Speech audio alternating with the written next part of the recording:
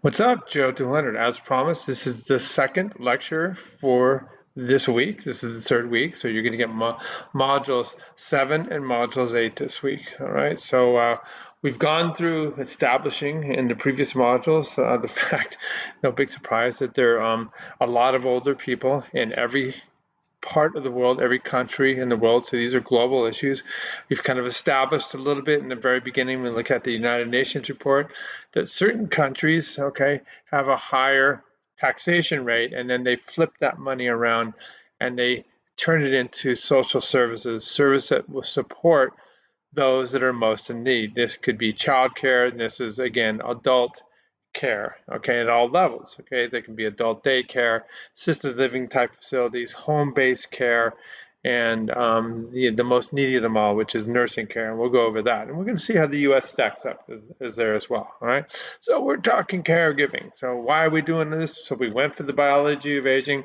We explained to you that aging is the biggest risk for the um, diseases that affect most of humanity. Okay, if you ever become a doctor, 99% of doctors are dealing with older clients, older patients, not younger people. Okay, yes, there are pediatricians, there are obstetricians that deal with childbirth, but the majority of healthcare is going towards these chronic diseases of aging, and then we went through them. Okay, after we established this aging risk and what we thought was going on, and how we can even modify our trajectory by exercise, diet, stress, and the like, we looked at the big diseases. Okay, we looked at kind of a spectrum going from cancer, okay, which affects so many people. 1 in every 2 men get cancer in their lives.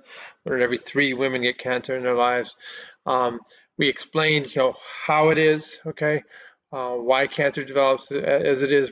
We kind of showed you the advances that have been made by looking at the SEER reports about the trajectory of increases in the number of diagnoses and the survival rate, which was the one thing that we've been pecking away at, which is great. We then talked about one of the serious risk factors for both cancer and vascular disease, okay, and that was diabetes. All right, and again, there's a genetic predisposition on that, and the most common by far is the age-related kind, okay, type 2 diabetes. So if you have a family history, it is what it is. You have to be better about exercise, diet, and controlling your lifestyle stress, okay? There's also the type 1 diabetes. That's just one of those really, really unlucky, unfortunate consequences of a viral infection that happens to go into your pancreas, and your immune system takes out the insulin-producing cells. Alrighty, so we went through all that. When you do have diabetes, okay, remember we candy coat proteins. It's associated with obesity, but not always the case. When it has the obesity component, um, that causes inflammation. The actual fat that encircles your viscera is called visceral fat, gut fat, tummy fat, whatever you want to call it. It releases factors that then perpetuate resistance of the insulin receptors to the action of insulin. So your body starts pumping out insulin, but the sugar doesn't go anywhere. Okay, flips out the immune system, candy coating all the proteins. They look like a little bacteria and virus then, and the immune system begins this inflammatory assault, and you have chronic inflammation that then leads to, okay, vascular disease, kidney failure, blindness, heart disease, where you have your heart muscle begins to die off, heart attacks, strokes, okay, and then the last lecture I did, which was week 7, we looked at some of the mental health issues, and we honed in on Alzheimer's disease. Again, the biggest risk factor for Alzheimer's is being a diabetic, okay? Alrighty, why? Because it breaks down the blood vessels, and stuff that's going in is going into the brain that is not supposed to happen. We actually have a second layer of protection. You have blood vessels that go to your kidneys and your muscles, and stuff leaks out and stuff goes in. So it's basically, blood vessels basically give you all the goodies and nutrition, and then it's like a vacuum cleaner that acts like a garbage disposal, and that goes to your kidneys and you pee it out, and goes to your liver and it gets processed. Okay, so this is ongoing. We have an extra layer in the brain, okay, because we don't want bad stuff getting into the brain. It's called the blood-brain barrier, all right? It's beyond just a blood vessel. There's these special cells that put these little feet and really restrict the immune system from launching an attack, because the immune system has the best intention, but it can go get out of hand. Okay. Alrighty. That's why we have all these diseases of aging. Sociologically, then, what are we left with? We can go through the content right here. Okay. We can also, oh, what's due today? You're probably not even going to watch this thing, but it's due today. Critical thinking assignment 1, and here's all the due dates. In terms of submitting a Blackboard, not a Blackboard, so that's all gone. Brightspace using Turnitin, it's automated right here, and Julia gave you a nice explanation, so do go through and look at that, okay? Alrighty, I'm gonna find my widget to get in, okay? And I'm gonna go down here to module 7, and we did that, and now we're doing what we have to do when you have mental health issues and Alzheimer's, when you have diabetes and vascular disease, kidney failure, heart attacks, blindness, when you have cancer, okay, all associated with aging. What are we going to see here? We're going to see a burden of caregiving, okay? Even if it's something just as simple as number 8, of finding the right doctors. That actually not that simple. Okay, paying the bills for the doctors. These are all layers of support. Okay, and then the actual hands-on support. So you can see that this is a time sink. So we're going to go in this way right here. All right, it's a burden. It is what it is. You can call you call it whatever it is, but it is a burden. It's time, it's money, and it's something everybody has to deal with. Okay. All right. So this module we're going to learn all about caregiving. Okay. In our discussion, we're talking about cultural issues in caregiving. All right. And some people don't believe in turfing somebody off to a institution. All right. So then it's all totally on your shoulders as a family member or as maybe a friend of the family. All right, so we'll go over that. That's all right down in here, okay?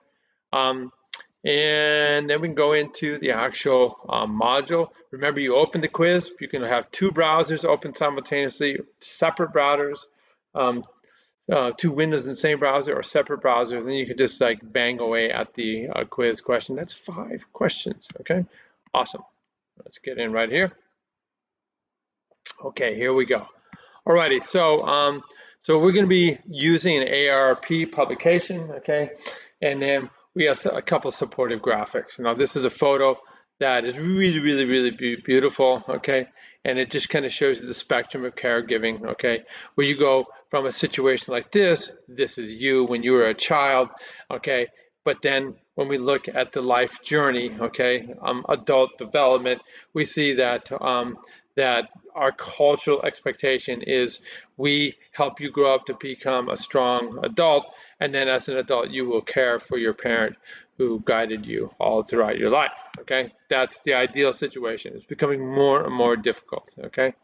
Alrighty, so this is what this publication looks like. We're going to be going into that, and then as you scroll down here, this is just kind of a reiteration of what's going on here, and then we'll give you some politics here, global politics about who spends money on caregiving. You see, the United States doesn't do a whole lot, okay, compared to these other countries where, traditionally the Nordic countries, are very happy countries, and this is looking at childcare, and we're at the bottom of the list in terms of amount of money spent annually for child services and childcare. It's basically as a we are, a very much so a capitalistic society, meaning if you make a lot of money, you get good things, okay? If you make a lot of money, you can hire all the nannies and care you want in the world. If you don't, government's not going to help you. Same jewel up here in terms of adult services. You make a lot of money, you do well. It's kind of a sad situation. All right, we're going to go back up here and we're going to kind of check out what's going on here with this article. Here it comes. Boom.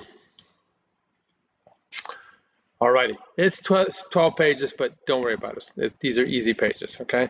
All right, so they're, basically, when you look at this, it's a reiteration of something that we provided in figure form. They have a similar figure in here, but if we go back to our Brightspace page, I'm going to move my little menu bar right here. If we go back into our Brightspace page, we come down here, and we see this, and this is looking at the who's going to be able to take care of mom, okay? this caregiver support ratio. So we've looked at lots of different ratios. We looked at um, the the needs before of young and aged. Okay, that was the dependency ratio, and then we had the workers, which is you guys. Okay, that are providing the money to finance supporting the young and the aged. That was your second component to your critical thinking assignment. Okay, a big part of this then is the when we're looking at services to your older parents, your older grandparents, older members of your community, how many people are out there to help them out? And this is what's called the caregiver support ratio, okay? So we can see right here, this is my parents, okay? So boomers in their 45s around here. So this is when I was in overdrive. I was, late 40s, early 50s, even early 60s, because I'm the younger end of the baby boom generation. And I was helping out my mom right and left. Same drill for Julia and her parents. So much time spent to keep our parents as happy and comfortable as possible. Okay, something's got to give. All right, and that meant that my career took a hit because of that. All right, so this is what was going on right through here. Now, what's happening here is 2010, 2020. Okay, what's going on here? Things are starting to decline. Remember, baby boom, we were a boom. So there were more of us to care for our parents. Okay, which was going on through here. Okay, now we're getting old. Okay, and there's fewer and fewer people as we get older and older and older. So right here, 2024, I'm 68. So I'm going to fast forward over here to right over here, okay, when I'm 88, and you can see here that I have about half the number of people that could support taking care of me, both my children, my extended family, and community. They're looking at the whole thing, okay? All right, so that's a reality. How are we going to finance this? How are we going to get it to go? All right, people are living longer. Science, makes advances. Medicine makes advances, but we come down here. You're at that end stage of life, and you know what? You're not so frisky, and you're going to need help. And there's fewer and fewer people out there to help you. So we need lots of policy changes that will improve upon this situation right here that I was telling you about here. These are policies, okay? So this is looking at how much money our government spends, okay, long-term care expenditures, both looking at the delivery of medicine, nursing care, and health, and also the social support, all right? So just knocking on the door, make sure you're doing okay. Taking out your garbage for you, all right? Maybe mowing your lawn, helping you with laundry, on and on and on, okay? These are the social support components, okay? And we look at it as how much the government is spending as a percent of how much wealth the government has for that particular year, okay? Again, the gross domestic product is just a measurement of how much money is being made, not only by our government, but by our entire country, okay? You're running this amazing business selling shirts or selling pizza or whatever it is, okay? And you're making money, that's part of the GDP, okay? Alrighty, so we see right here, in terms of the government, we see again the Nordic countries, and then we also have France, and we have Japan, and we see Iceland. They spend a pretty significant chunk of the tax base that is coming in from whatever the financial well-being is of that country, and they return it out there to make sure that there is good health care, medical care, and social support right here, as we see in terms of the yellow. The gold is the health, and the yellow. This is the average of these leading countries. These are developed countries, okay, that are financially doing well. Again, we looked at the OECD. This is in 2017, and look at how far back we are in terms of the average. We're down here with these lesser countries, okay? You see $0 being spent on social support. Ours is, we have long-term care, nothing out there for social support. That's pathetic. It is what it is, okay? So, especially if you're on the capitalistic end of things where you don't have the money. I have a good friend, health and social support, sadly, his mom has dementia, and he tried to do the right thing, but it was costing him $12,000 a month out of pocket, right? And so something had to give. So he had to bring mom home, and so his career suffered from that. So these are all things that you got to think about. Okay, you guys know the drill here. Here, sometimes you want to have kids. Okay, there's no government support whatsoever. You know, look at up here in Norway. They spend annually almost 30 grand a year on kids. We spend 500. Okay, so that means when you have this much financial support that lends into the social structure of support, that means that you're freed up to go work and make money and excel in your career. Hey, wait a minute. Come here, Lucy. Come here. Come here. Come here. Look at who she is. You guys want to say hi to Lucy? Here she is. Hey, Lucy. She's a good girl, all right? She's gonna take care of me when I'm old. Are you gonna do it? Huh? You gonna do that for me? Are you? I don't know. I think it's the other way. Okay. All right. Cool. So that's the background on that. Okay. We'll get into some other aspects of caregiving here, but I just wanted to give you some background for when we go into the article that I already downloaded here. All right. So here we go right here. Again, looking at the support ratio. Okay. And it just shows you the decline. Okay. 2010, that was 14 years ago. The boomers were cranking. There were 7 caregivers potentially out there for my mom. Okay. Again, it was me and my 2 brothers. We were on the low end. They tried to have more kids. It just didn't happen. There are a lot of families that had more kids. Julie's family's, her mom was one of 4 siblings. And then throughout the community, there were bigger families. So there was opportunity for neighbor support and things like that. Okay. By 2030, which is right around the end, you go from a potential 7 people to help get the groceries, take you to the doctor, make sure your bills are paid, these kind of things. Now you're down to 4. That means more burden on these people's shoulders. And then by the time you guys are in the throes of stuff in 2050, there's only going to be, again, these are just statistical analysis, only going to be 3. That's more and more burden, okay? And yeah, it's a big deal. It's a big deal. All right. So throughout this article, they talk about long-term services and support, the LTSS. So it's just sometimes I hate acronyms. You're just like reducing word count, but you know what? It'd be nice if you just spelled it out, so I don't have to go back and look that up. So long-term services and support. Okay. All righty.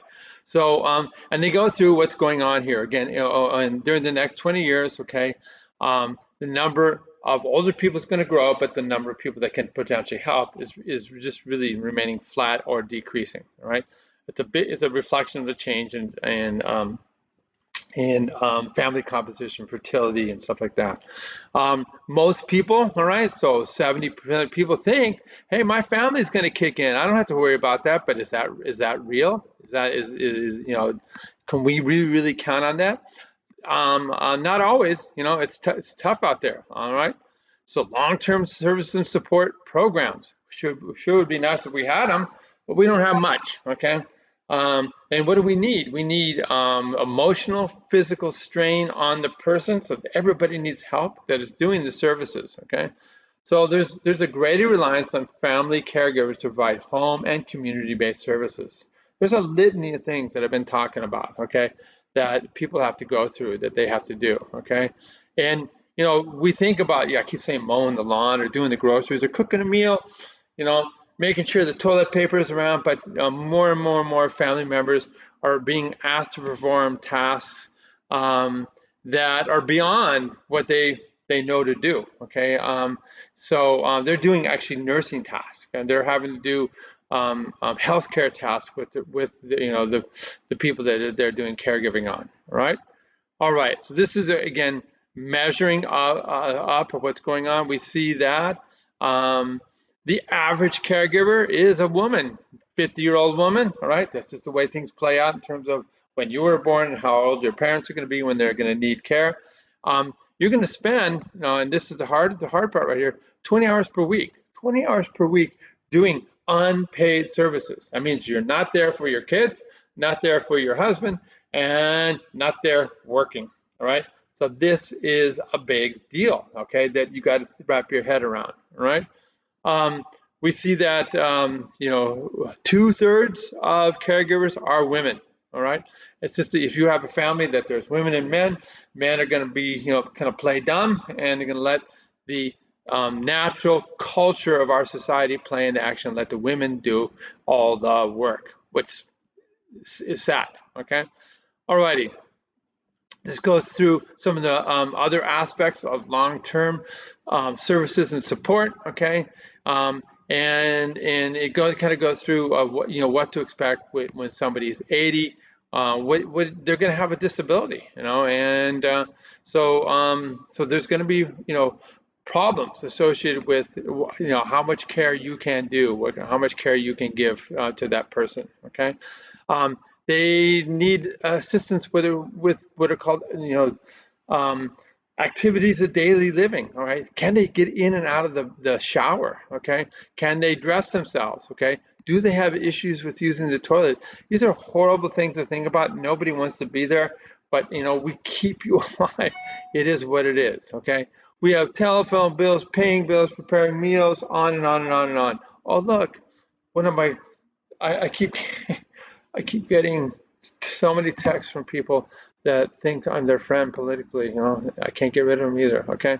All right. So we need to come up with some economic models that are going to, give us projections so that we can do a better way of planning in the future about all these problems. And that's what this is all about right here. Okay. All righty. Cool. I'm scrolling down here. All right, and then this is just a reiteration, going through the caregiver litany of things that's happening here, going from these different epochs in history and then projections to the future, okay? And the fact that there's so many of us boomers that are going to be in our 80s in this period between 2030 and 2050. Now, I want to show you guys something right here that sometimes the little buddies, they come here and they have a blue collar on. You're not Lucy. This right here, this is Desi. They don't come at the same time. Are you going to take care of me when I get older? Are you? Probably not, Dad. Probably not. Okay, that's the way that goes. Okay, it's on me. Either I'm going to have to pay for it, or it's going to be on them, my kids. They I've delivered for them. What are they going to deliver for me? That's the big question. Okay. All right. So this is again looking at that same figure I showed you. The other one was a little more fancy, but it's the same idea. How many caregivers are there available to me when I turn 80? Down here. All right. It's going down, down, down, down, down, down, down. Okay.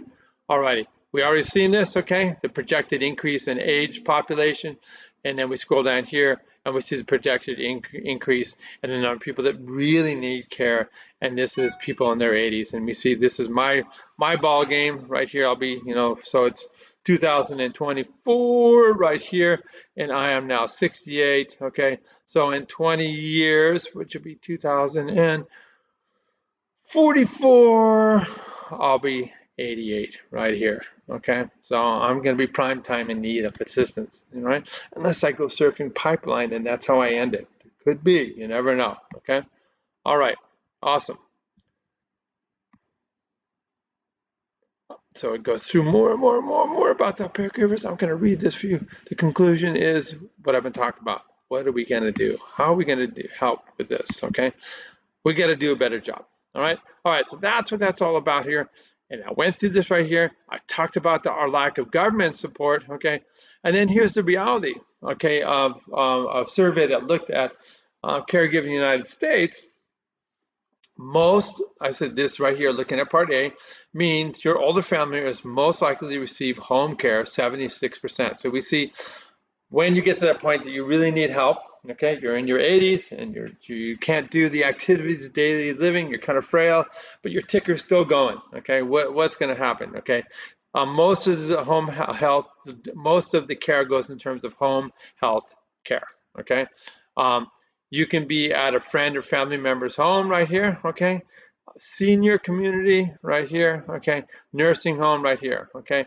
This list says most caregivers provide care outside of their own homes. If we look at this right here, this is how it is right here, okay? We see a big chunk, 40% are going to be, they're going to be living with you, okay? So, that means there's a big opportunity that you're going to be doing home health care to your parent because they happen to be living in one of the spare bedrooms at your house. Okay, This right here, okay, this is, if you're lucky enough to have your own home, that's what you're going to get it. But this is, your future as a caregiver, okay? All right, so let's look at some of the costs. And this is just a 2018, I think, when this is put together. So guess what? Costs have increased. We're looking at the out-of-pocket costs of different types of care, okay? So let's say you are just like, I just can't deal with this part right here. I can't be at home giving care, okay? All right, so how about we're going to put you into a nursing home because you need a lot of services, okay? This says 68 is now about $10,000 to $12,000 per month, okay? And guess what? It's completely 100% out of pocket unless you got into a long-term care health insurance plan, which most people don't because it's really, really, really expensive, okay?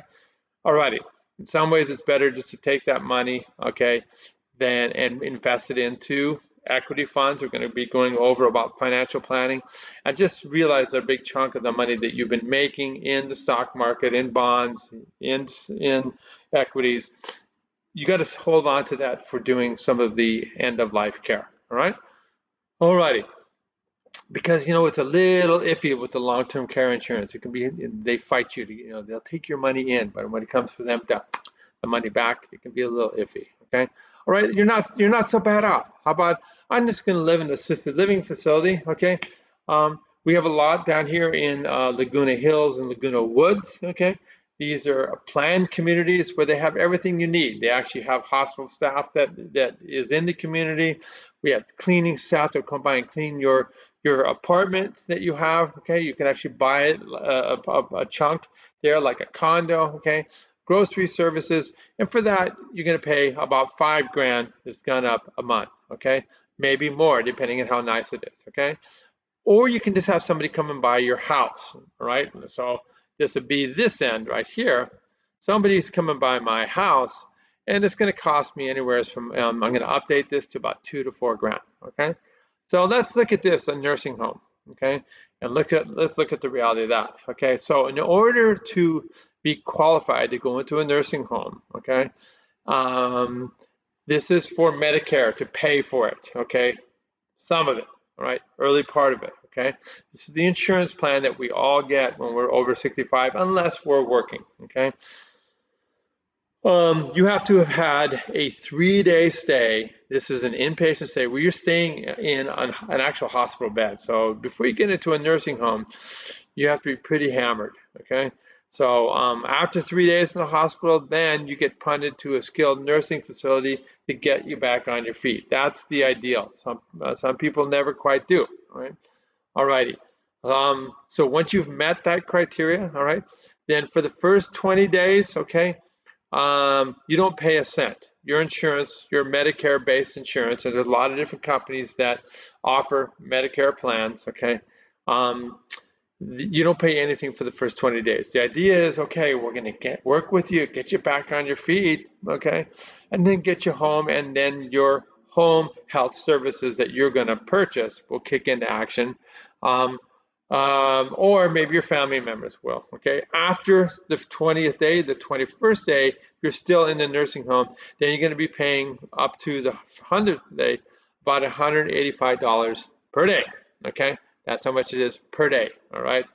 And then after 101 days, you are completely on your own, all right?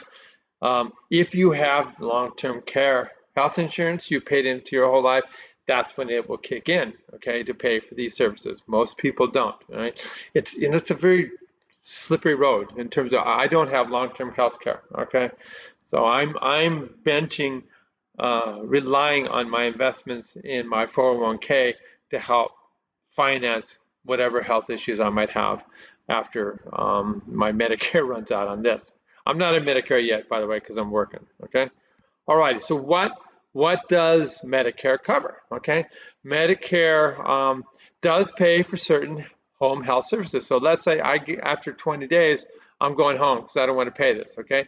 Physical therapy, okay, cool. Occupational therapy is one where they teach you how to navigate your house so you can become independent. Physical therapy is just getting whatever injury I had major physical therapy on my shoulder to get me back to the point that I could start surfing again. Right? That's physical therapy. So you're actually getting the muscles and the bones and your mobility back. Okay, so that's the goal there.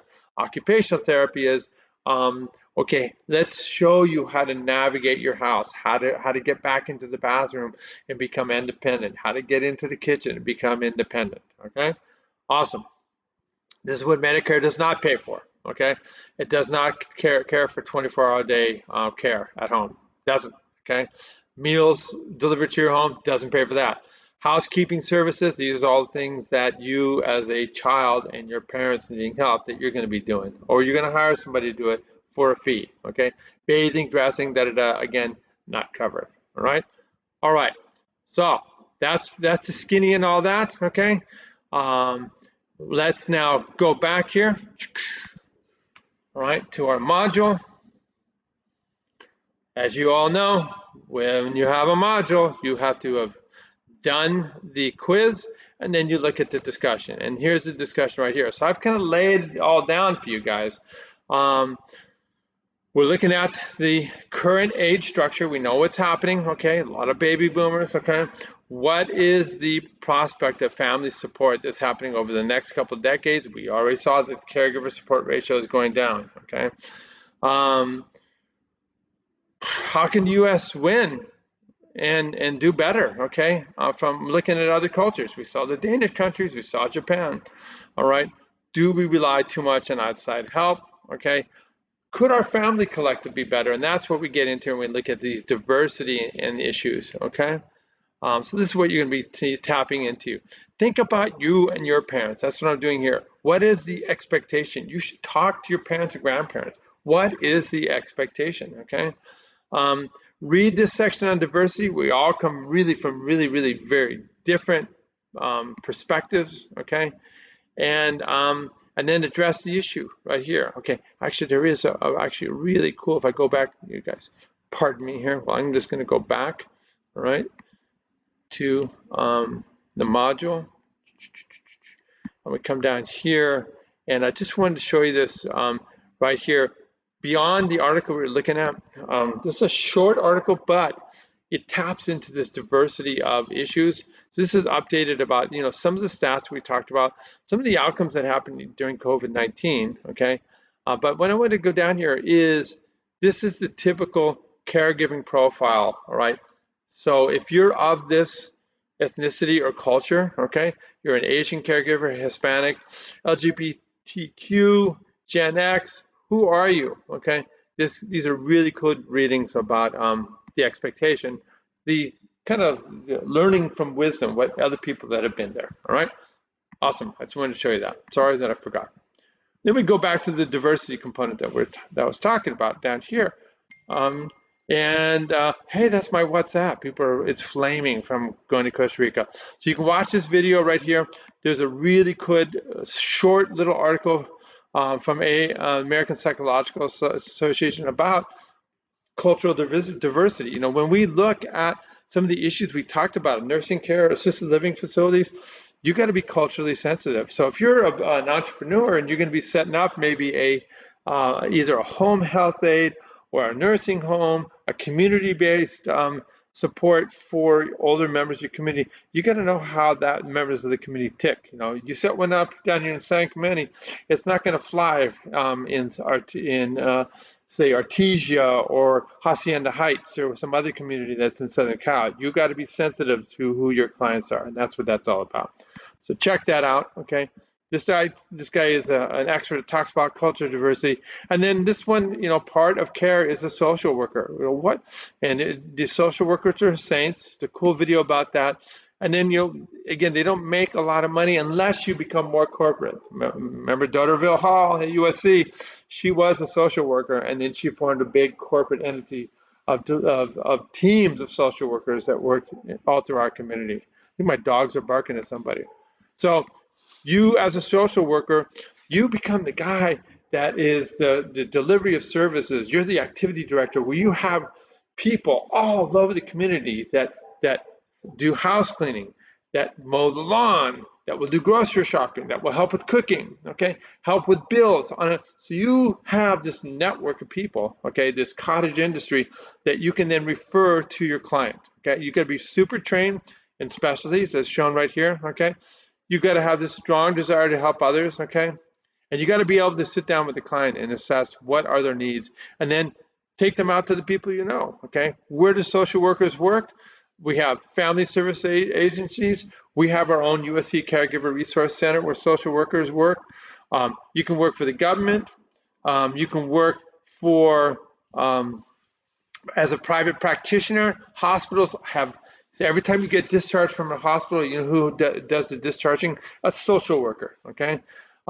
We have health community centers, correctional institutes, okay, prisons, etc., child protection agencies. So, you know, sadly, you know, when children are neglected, okay, when children live in an abusive home, then child protection services will take over. These are social workers that will then direct these kids to get them covered, all right? Or you can work at a school. All righty. So think about all this, okay? Hone in on this right here with your discussion. All right, guys? Peace, all right? Congratulations. By the time you're done with this, you're going to be done with week 3, which is awesome. Oh, yeah, what's up? Wait a minute, I have one last thing. Sorry. What is coming up here? What else should you calendar? We saw this, midterms. When is the first midterm coming up? All right. Alrighty, so that's coming up here, all right? It starts June 8th, all right? You have all week long. Once you go in, you got 2 hours, unless you have OSAS accommodations that we have set into motion, right? But you got, once you go in, you got to take it. Boom. It's going to be multiple choice questions, 100%. It's about 60 questions, so you should be able to bang it out from your life experiences. But make sure you calendar that, all right? All right, sorry for forgetting to tell you about that, all right? Peace. We'll see you guys next time.